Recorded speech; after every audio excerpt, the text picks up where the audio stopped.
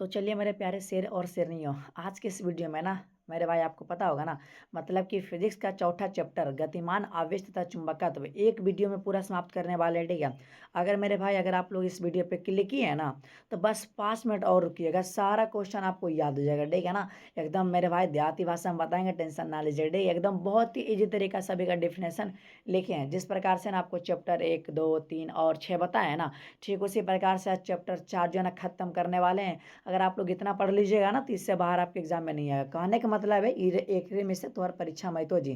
तो चला हम क्लास स्टार्ट कर रही हो। देखा चैप्टर के जे नाम को ना बस 5 मिनट रुक जिया जी, और बाद देखा कितना मजा आ जी। तो देखा गतिमान आवेश तथा चुंबकत्व है ना, चौथा चैप्टर है। ठीक है ना। और हाँ, तो अनी सब अगर चैप्टर अगर 1, 2, 3 ना देखला जाके देख लिया। देखा सबसे पहले हम चुंबक के बात करें, आखिर चुंबक कहा है क्या, एकदम ईजी है भाई। देखा तू सब जब जरी वाला ना, तो चुंबक सटावाला ना भाई, माने लोहवा में। तो ठीक उसी प्रकार से हम लिखे हैं कि चुंबक हम उस पदार्थ को कहते हैं ना, जो लौह मतलब लौह युक्त है ना, चुंबक मतलब लोहा से बना चीज को ना अपनी ओर आकर्षित करता है, उसे क्या बोलेंगे, चुंबक। सिंपल है मेरे भाई, आपको बताना है ना कि मतलब कि चुंबक उस पदार्थ को कहते हैं जो लौह है ना, लौह युक्त है ना, चुंबकीय पदार्थ को अपनी ओर आकर्षित करता है, उसे क्या बोलेंगे, चुंबक। बात खत्म भाई। चलो हम आगे बात करते हैं, और ज़्यादा हार्ड हार्ड डिफिनेशन नहीं है। ठीक है। चलिए आगे बात करते हैं मेरे भाई विद्युत चुंबक का। मतलब अब की बार का बताना है ना, विद्युत चुंबक है ना, मतलब मेरे भाई समझ रहे हैं। चलिए आगे बात करते हैं, माने विद्युत के कारण चुंबकत्व का गुण लाना। चलिए कैसे लाते हैं, ध्यान दीजिएगा। ठीक है। जब किसी चालक से विद्युत धारा प्रवाहित होती है ना, तो उस चालक में ना चुंबकत्व का गुण आ जाता है। सिंपल है। ए भाई जैसे कि मान लिया जाए, या पर कोई पोल खड़ा है, ठीक है, और जैसे लाइन गया भाई, ठीक है, और लाइन में जब पकड़ते हैं भाई तो सट जाते हैं। अगर अतोरम को पकड़ते तो वो सट जाए ना। तो का भाई विद्युत में हम चुंबकत्व का गुण आया, तभी तो सट गया ना लाइनमा में। तो ठीक उसी प्रकार से हम बता रहे हैं कि अगर ये कोई चालक है, अगर इससे करंट जा रहा था, करंट जाएगा ना, तो इसमें चुंबकत्व का गुण आ जाता है, उसे क्या बोलेंगे, विद्युत। चुंबक खत्म, माने ना विद्युत के कारण चुंबकत्व का गुण आना विद्युत चुंबक कहलाता है। सिंपल बता सकते हैं, ज्यादा हार्ड भी नहीं है। ठीक है। चलिए आगे बात करते हैं। लॉरेंज बल बहुत ही भी आइए थोड़ा सा इस पे ध्यान दीजिएगा। ठीक है। देखिए जब कोई आवेशित कण ऐसे क्षेत्र में गति कर रहा है ना, जहां विद्युतीय क्षेत्र और चुंबकीय क्षेत्र दोनों उपस्थित है भाई, ठीक है, तो आवेशित कण पर लगने वाला जो बल है लॉरेंज बल कहलाता है भैया। तू सब बोलवा ना, ए भैया समझबे के लिए जरी समझाओ ना। ए जी टेंशन काहे लेबा को, चला हम समझाओ एकदम बउआ ने ध्यान दिया। जैसे मान लिया जाए जी, ये ना तुम्हारा कोई चुंबकीय क्षेत्र है, कौन सा क्षेत्र है भाई, है ना, माने ऐसा क्षेत्र है जहां आपका चुंबकीय भी मौजूद है, ध्यान से। ठीक है। आपका चुंबकीय भी मौजूद है, और मेरे भाई विद्युतीय भी मजबूत है, क्या सॉरी मौजूद है ना, आपका विद्युतीय क्षेत्र भी इसमें मौजूद है। और मेरे भाई और जानते ये ना, मतलब क्या बोलते, कोई आवेशित कण है, तो भाई इस आवेशित कण के है ना, इस आवेशित कण पे ना इसके द्वारा और इसके द्वारा बल लगता है भाई।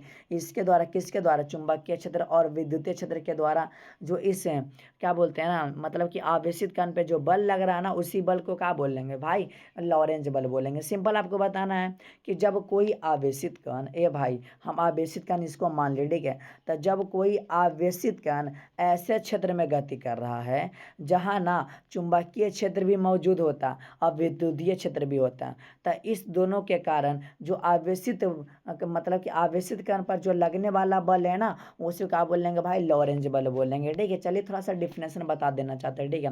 ध्यान दीजिएगा, जब कोई आवेशित कण ऐसे है ना क्षेत्र में गति कर रहा है जहां कौन कौन, विद्युतीय और चुंबकीय क्षेत्र दोनों उपस्थित हो भाई, तब आवेशित कण पर जो लगने वाला बल होता है ना, वही तो लॉरेंज बल कहलाता है। सिंपल तरीके से आपको हम बता दिए। ठीक है। अब देखिए साइक्लोट्रॉन क्या, इस प्रश्न को थोड़ा सा ध्यान दीजिएगा। ठीक है। और 5 नंबर का भी आता है, लेकिन अभी 2 नंबर वाला बता रहे। ठीक है। चलिए मेरे भाई ध्यान दीजिएगा ना, एकदम बहुत ईजी तरीका से बताएंगे जी।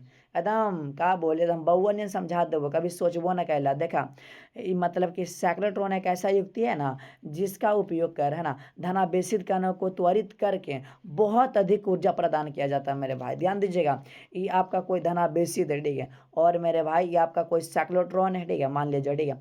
और इसको मेरे भाई इस जो है ना धनावेशित कण को पहले हम त्वरित करेंगे, है ना, माने इसमें करंट वगैरह देंगे ना, तो जब त्वरित करेंगे, त्वरित करके ना भाई इससे बहुत अधिक ऊर्जा हम निकालेंगे। ठीक है। ऐसे थोड़ी ऊर्जा निकलेगा। अच्छा मान लिया जी, है ना, कि तोहरा बोलबो काम करेला, तो तू ऐसे काम करबो नहीं ना, जब तक तोरा हम खाना उना नहीं देबो तक काम करबो नहीं ना। तो ठीक उसी प्रकार से हम कि धनावेशित कण को त्वरित करके ना इससे बहुत अधिक ऊर्जा प्रदान किया जाता है, उसे क्या बोलेंगे, साइक्लोट्रॉन। ध्यान दीजिएगा, साइक्लोट्रॉन एक ऐसा युक्ति है कि जिसका उपयोग धनावेशित कण को त्वरित करके ना बहुत अधिक ऊर्जा प्रदान किया जाता है, उसे क्या बोलेंगे, साइक्लोट्रॉन। बात खत्म। समझ में आवा को ना जी, समझ में आवा को ना, तो कमेंट जरूर करिए। तो सब कमेंट भी नहीं करा कहता का बने वो वीडियो। चला देखा, साइक्लोट्रॉन के सीमा हम देख ले, ठीक है, सीमा क्या है, ध्यान दीजिए, ठीक है। साइक्लोट्रॉन द्वारा आवेश कणों को त्वरित नहीं किया जा सकता है भाई। अब जो आवेश है ये थोड़ा त्वरित करेंगे ना, ना जे नहीं रहता उसको त्वरित कर सकते हैं, और जो आवेश रहेगा उसको करेंगे। आगे ध्यान दीजिए, ठीक है ना, कि इसके द्वारा साइक्लो क्या बोलते हैं, इसके द्वारा इलेक्ट्रॉन के कण को त्वरित नहीं किया जा सकता है भाई। कैसे कर दीजिएगा, इलेक्ट्रॉन के नहीं होता है। उसके बाद अब चलिए हम उपयोग की बात करते हैं, ठीक है ना। साइक्लोट्रॉन का उपयोग है, ध्यान दीजिए, ठीक है, कि इसके द्वारा धनावेशित कणों को त्वरित करने के लिए किया जाता है। सिंपल है, धनावेशित कण को त्वरित कर सकते हैं, हाँ, कोई कण को ना करेंगे मेरे भाई। उसके बाद ठोसों में आयन को ना मिलाकर उसकी गुणवत्ता बढ़ाने के लिए किया जाता है मेरे भाई। जो ठोस होता है ना उसमें मिला देंगे ना तो इसका गुणवत्ता बढ़ जाएगा, ठीक है, याद रखिएगा। तो समझ में आ गया होगा ना। चलिए अब बात करते हैं परिनालिका का भाई, ठीक है, परिनालिका क्या, ध्यान दीजिएगा, ठीक है ना। और ये सब जो क्वेश्चन है ना बहुत ही वीवीआई क्वेश्चन है। अगर आप सभी के पास कोई भी क्वेश्चन बैंक होगा ना भाई, मिला के देखिएगा, इससे बार आपके एग्जाम में अइबे ना करता है भाई, यही सब अइबे करता है, ठीक है। चलिए ध्यान दीजिए, ठीक है ना, कि समान व्यास वाली सघन, सघन माने समझ रहे, समान व्यास माने जो, ध्यान दीजिएगा, समान व्यास है मेरे भाई, समान व्यास है ना। और का सघन माने बहुत सारा, ठीक है। चलिए तो सघन लेपटी हुई है ना, लेपटी हुई अचालक तार की कुंडलियाँ ए भाई, जिसकी व्यास उसकी लंबाई से आधा हो मेरे भाई। माने इसकी जो व्यास है ना, समान व्यास वाला, इसकी जो लंबाई है ना, इसकी व्यास से आधा हो, इतना हो भाई, इतना हो, वही हम बात कर रहे हैं, ठीक है। ध्यान दीजिए क्या बोल रहा है, कि समान व्यास वाले सघन लपेटे हुए अचालक तार रहना चाहिए भाई, ठीक है। अचालक तार की कुंडली है जिसकी व्यास जो है ना उसकी लंबाई से कम होता है भाई। लंबाई बहुत है उसका, लेकिन लंबाई से उसका व्यास कम होता है। ये बात हमेशा याद रखिएगा, परिनालिका उसी को कहते हैं, ठीक है। चलिए अगला क्वेश्चन ध्यान दीजिएगा ना मेरे भाई। ये जो क्वेश्चन है ना बहुत ही लाजवाब, ध्यान से, ठीक है ना। फ्लेमिंग के बाएं हस्त का नियम, ठीक है, वाम हस्त का नियम थोड़ा सा यहाँ पे गलती, ठीक है, कर दीजिएगा, ठीक है। बाएं हस्त का नियम जगह, ठीक है, बाएं हस्त का नियम याद रखिएगा, ठीक है। चलिए आपको हम बताते हैं क्या कहता है फ्लेमिंग के बाएं हस्त का नियम। आप लोग वैसे 10th में पढ़े होंगे, फिर भी आपको हम समझाते हैं, ठीक है, ध्यान दीजिएगा।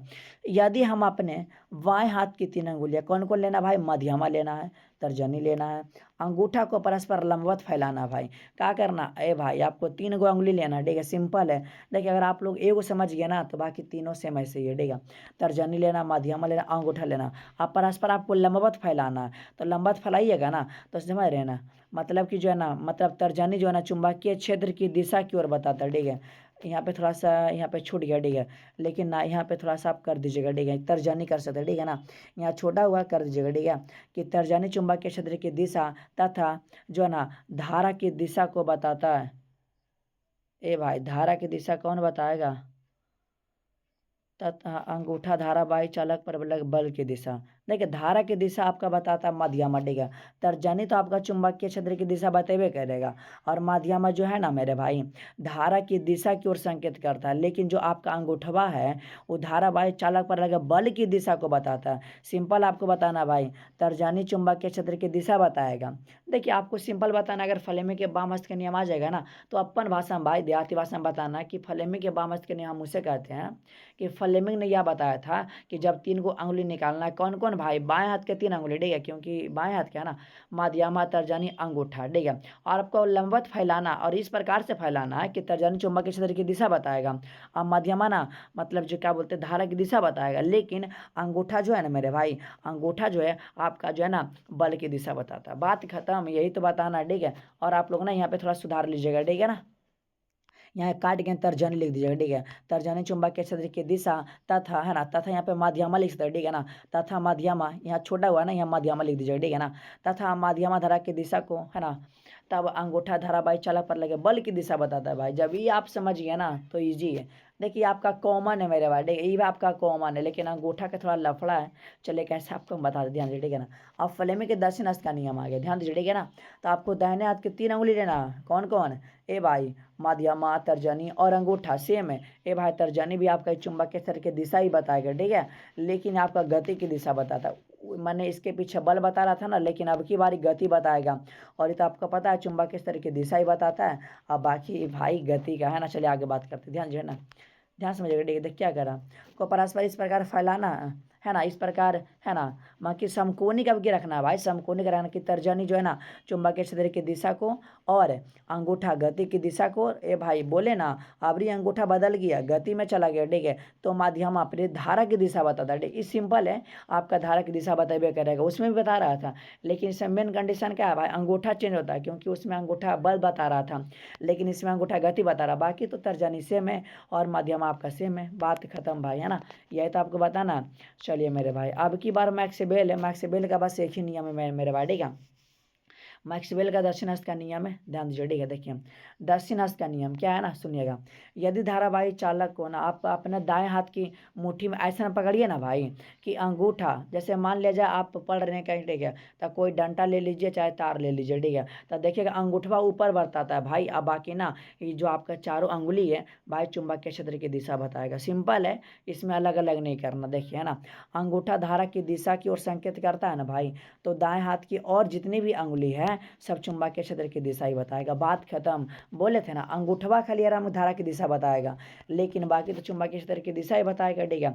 अब चलिए बात करते हैं ए मीटर किसे कहते हैं भाई। देखिए ए मीटर एक ऐसा युक्ति है ना जिसका उपयोग किसी भी परिपथ में धारा मापने के लिए किया जाता है भाई।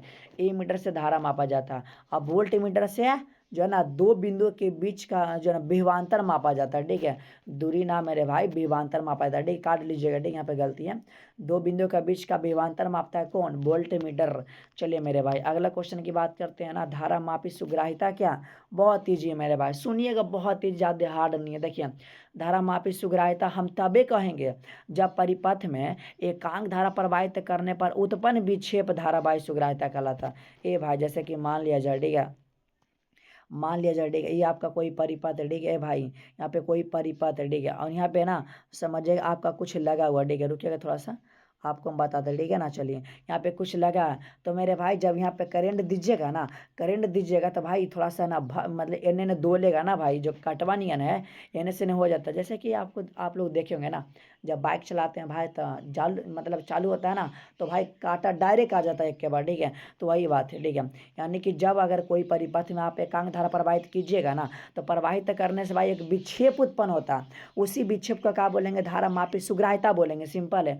आपको बताना है कि धारा मापी सुग्राहिता हम तब कहेंगे जब कोई अगर परिपथ में हम धारा दे रहे हैं ना, तो धारा देने से जो विक्षेप उत्पन्न होता है उसे क्या बोलेंगे भाई, धारा मापी सुग्राहिता, बात खत्म, ज़्यादा हार्ड भी नहीं है। देखिए शंट क्या है, इसके लाभ और हानि बताना, ध्यान दीजिएगा, ठीक है। देखिए जब धारा मापी के साथ है ना मतलब कि समांतर क्रम में निम्न प्रतिरोध में जोड़ता है, मतलब कि जोड़ा जाता है ना, यहाँ पर देखिए, चलिए जोड़ा जाता है उसे शंट कहते हैं, सिंपल है।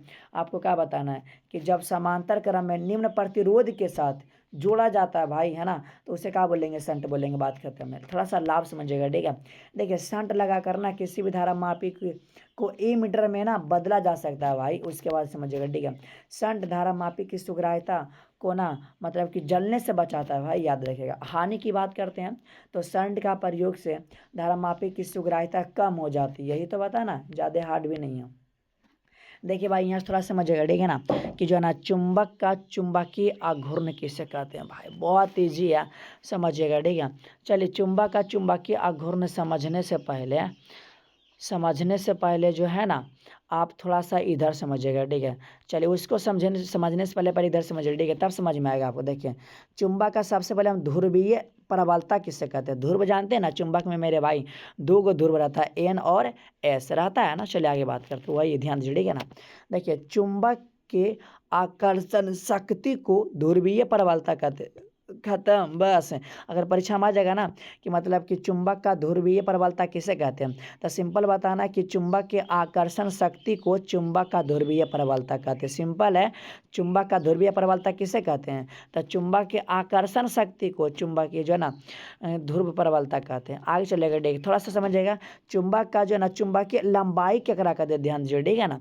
ए भाई चुंबक के दो ध्रुवों के बीच की दूरी को, जैसे मान लिया जाए मेरे भाई, जैसे चुंबक है, दो ध्रुव है ना एन और एस है, और इसके जो बीच की दूरी है ना एक रेखा बोल लेंगे चुंबक का चुंबकीय लंबाई। भाई लंबा बताना है ना तो वही बताना, ठीक है, ध्यान दीजिएगा। चुंबक के दो ध्रुवों के बीच की दूरी को चुंबक का चुंबकीय लंबाई कहते हैं। बात खत्म। अगर आप लोग ये समझ गए होंगे चुंबक का जो है ना चुंबकीय लंबाई किसे कहते हैं, दो ध्रुवों के बीच के दूरी को बोलेंगे ना, उसके बाद इसमें आकर्षण शक्ति को क्या बोलेंगे, ध्रुवीय प्रबलता। अगर आप लोग ये समझ गए तो फिर ये वाला इजी है, कैसे समझिएगा। चुंबक का चुंबकीय आघूर्ण किसे कहते हैं, ध्यान दीजिएगा। चुंबक का ध्रुवीय प्रबलता लेना और चुंबक का चुंबकीय लंबाई लेना के गुणनफल को चुंबक का चुंबकीय आघूर्ण कहते हैं। बात खत्म भाई। बस जो आप पीछे दोनों पढ़े थे ना बस उसी का गुणनफल कर देना। किसका किसका, तो चुंबक का पहले लेना चुंबकीय है ना क्या बोलते हैं चुंबक का ध्रुव प्रबलता, उसके बाद लेना चुंबक का चुंबकीय लंबाई लेना, और ये करे गुणनफल को चुंबक का चुंबकीय आघूर्ण कहते हैं भाई।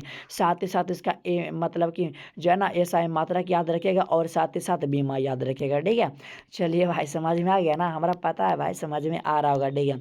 चलिए चुंबक का ध्रुव किससे कहते हैं, चुंबक का ध्रुव ए भाई चुंबक में दो गो ध्रुव नहीं होता किनारा में, ओकरे तो बोलते हैं। कैसे देखिए, चुंबक के किनारे स्थित उस बिंदुओं को चुंबक का ध्रुव कहते हैं। ए भाई चुंबक के किनारे जो स्थित नहीं है बिंदु, इसी बिंदु को तो चुंबक का ध्रुव कहते हैं। पता होगा नॉर्थ और साउथ, ठीक है। चलिए आगे बात करते हैं। एम्पियर का परिपथीय नियम थोड़ा सा ध्यान दीजिएगा, बहुत भी आई है, ठीक है। देखिए इस नियम के अनुसार, कौन सा नियम, तो एम्पियर के परिपथीय नियम के अनुसार किसी बंद परिपथ है भाई, आपको बंद परिपथ लेना, ठीक है ना। चलिए ना भाई समझाते, टेंशन काहे ले रहे हैं। देखिए किसी बंद परिपथ के चारों ओर चुंबकीय क्षेत्र का रैखिक समाकलन, ये भाई चारों ओर की बात कर रहे हैं। जैसे कि मान लीजिए कोई आपका बंद परिपथ है तो इसको चारों ओर जो क्षेत्र है ना भाई इसका रैखिक समीकरण, ठीक है, समाकलन, ठीक है, याद रखिए, ठीक है ना। क्या बोलते हैं, क्षेत्र का रैखिक समाकलन विद्युत परिपथ से है ना विद्युत धारा के गुणनफल के बराबर होता है मेरे भाई। देख रहे हैं मतलब क्या बोलते हैं भाई, ठीक है। चुंबकीय क्षेत्र है ना तब भी है ना इसका रैखिक समीकरण डीएल के सापेक्ष कर दिए, ठीक है ना। उसके बाद विद्युत धारा बोल रहा, ध्यान दीजिए, ठीक है ना।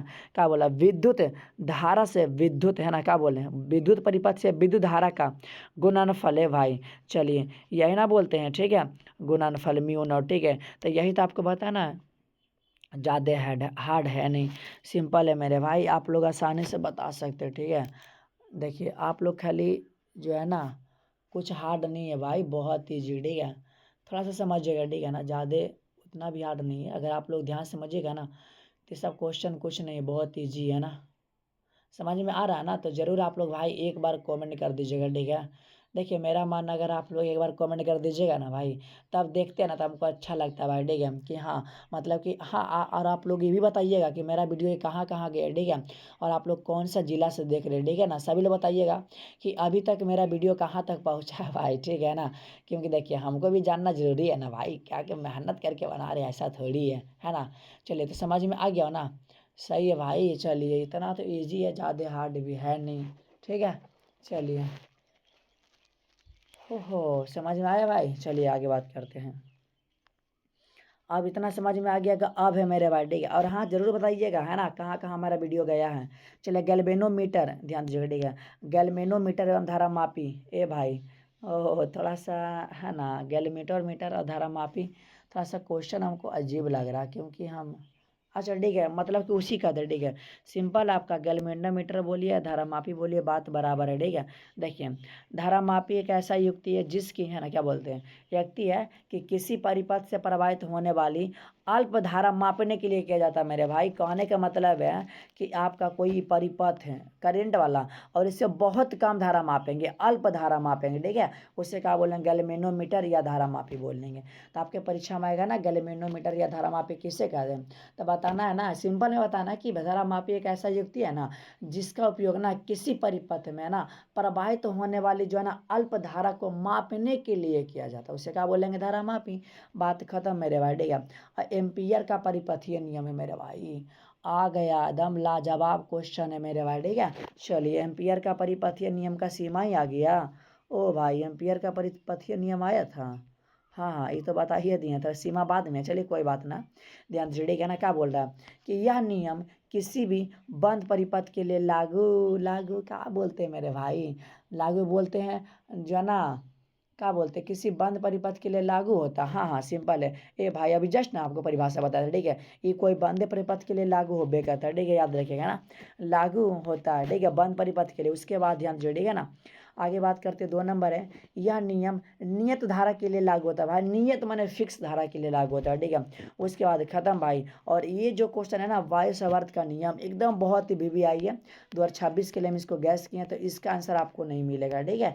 आप लोग ना मतलब क्या बोलते हैं ना कि आप लोग मेरे जो है ना व्हाट्सएप पे जो है ना मैसेज कर दीजिएगा, और जल्दी से आप लोग व्हाट्सएप ग्रुप पे ज्वाइन कर लीजिएगा, ठीक है ना। और ज़रूर बताइएगा कि मेरा वीडियो कहाँ कहाँ गया है, ठीक है भाई। तो को पता चल गया ना। ए भाई ये बहुत ही ज़रूरी है, ठीक है। अगर आप लोग इसका आंसर लेना चाहते हैं तो मैसेज कर दीजिएगा, आपको मिल जाएगा, ठीक है। चलिए तो मेरे भाई अब ना हम क्लास को मतलब ही बंद करते हैं, ठीक है ना। और हाँ, अगर आप लोग डेली मतलब लाइव क्लास करने के लिए चाहते हैं ना, तो बस 8 बजे रात में, ठीक है, रात में ना, रात में 8 बजे चलता है, तो आप लोग 8 बजे ज्वाइन कर लीजिएगा, ठीक है। एकदम फ्री में आपको नोट्स दिया जाता है भाई, ठीक है, फ्री में, कोई पैसा ना लेते हैं, ठीक है। चलिए, और आपको समझ में आ गया होगा ना, तो भाई ज़रूर बताइए कि आपको मेरा वीडियो कैसा लगा है, और मेरा वीडियो कहाँ कहाँ अभी तक मतलब गया है जी। ज़रूर ये दोनों बात ज़रूर बताइएगा, ठीक है। कौन कौन सा जिला से आप लोग देख रहे हैं, और जो है ना आप लोगों को मेरा वीडियो कैसा लगा ज़रूर बताइएगा। हम सभी का ना मतलब कि कमेंट देखेंगे, ठीक है, और आपको रिप्लाई भी देंगे, है ना। तो ठीक है मेरे भाई, अभी के लिए हम क्लास को बंद करते हैं, ठीक है ना।